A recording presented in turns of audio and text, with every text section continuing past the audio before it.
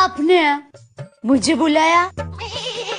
मैंने तेरा नाम पुकारा नहीं तो नहीं, आप सीटी बजा रहे थे तो मुझे लगा आपने मुझे बुलाया।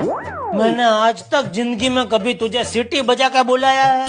कभी नहीं। तो नहीं, यानी मुझे ऐसा लगा कि आप आज जरा एंटीक मूड में है।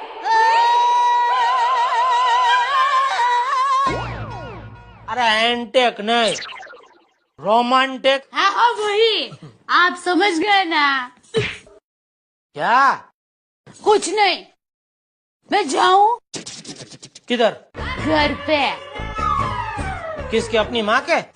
नहीं, तो अरे अपने घर पे, और वो किधर है?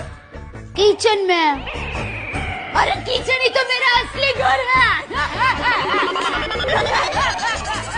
अरे जाती है तो जाने भाई, सुबह सुबह या करके डरा मत।